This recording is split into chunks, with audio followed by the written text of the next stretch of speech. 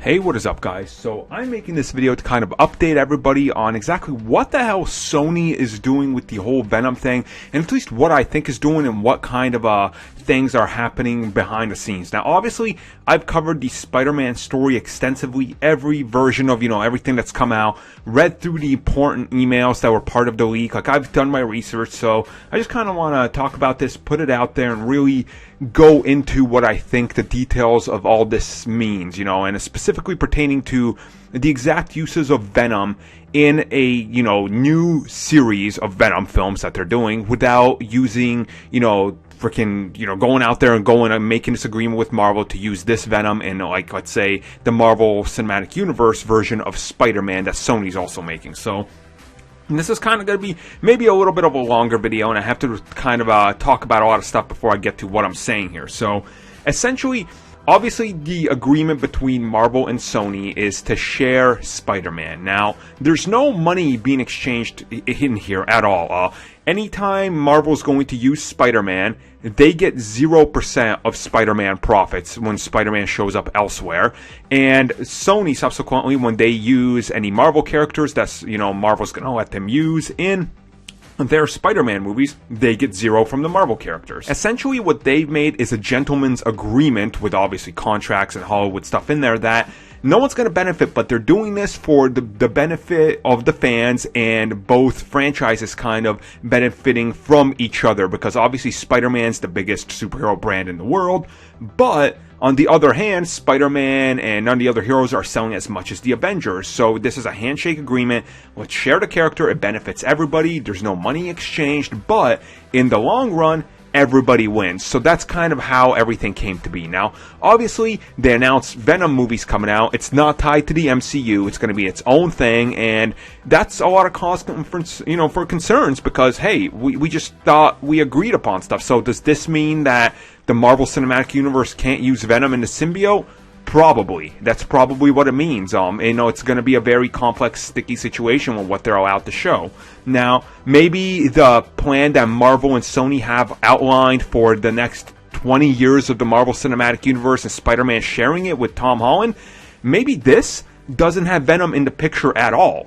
Think about that. I mean, maybe it's not there, right? Maybe they don't want to go Venom because he's just been done so wrong. Maybe they can't fit that whole concept of the symbiote into the MCU. Maybe they don't want to. Maybe they think that's a little out there. And maybe Sony just said, no, we want to do our standalone Venom movie. Which brings me to the next, case in point here, which is Sony is already going to have 2 Spider-Man on the screen from the studio from themselves within years of each other. 2018, we're getting an animated theatrical release of a Spider-Man movie. So that's completely separate from the MCU. That's their own, separate universe and everything like that. Now, there's obviously the Venom universe coming, Venomverse, whatever we're going to call it at this part, right? That, once again, is separate from the MCU, from Tom Holland, from the animated film.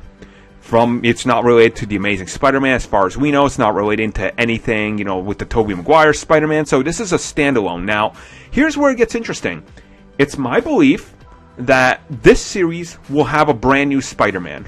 And what I mean by that is, let's look at some of the other things happening elsewhere.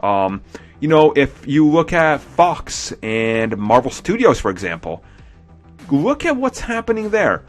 Scarlet Witch appears in one film, she doesn't appear in the other, but her brother Quicksilver, who's the son of Magneto, is going to be the son of Magneto and the X-Men. That's at least what the rumors are telling us right now, that they are going to confirm that in X-Men Apocalypse. But look on the other side of that. He's in the MCU, but he's not related to Magneto. 2 actors at the same time playing the same character for different universes. Now, it's going to be my belief, and I'm not coming from any sources or anything, that this is exactly what Sony is doing. They are going to have Spider-Man be part of the Marvel Cinematic Universe, and they're going to go with Tom Holland to make standalone films that are in the MCU. But at the same time, they're going to have the Venom movies, and those are going to feature a brand new Spider-Man, a new iteration. If that Spider-Man takes off, maybe he gets a Venom team-up movie. Maybe that spins off into a different universe of its own. But you're going to be seeing 3 different versions of Spider-Man within 3 years of each other. And that's kind of crazy, but it's kind of cool, right? Because once again, we're going to get a bigger universe out there. Now, I'm not saying this is great because, hell, I want Venom in the MCU. I think they would handle that so well, especially how they handled Venom recently in the comics, that there's an actual planet of symbiotes, and, you know, it's like, they did so well with that. I would love to see Agent Venom and stuff like that. And maybe that's another thing. What if this Venom standalone movie, they're just doing this, you know, symbiote as Eddie Brock? What if that's part of the agreement? They're like, hey, listen, we'll do Eddie Brock, we'll do the crazy symbiote, we'll toss Carnage in there. You guys get Agent Venom. You can do that with Flash Thompson. How cool would that be, right? Then we'll get 2 incarnations of Venom at the same time.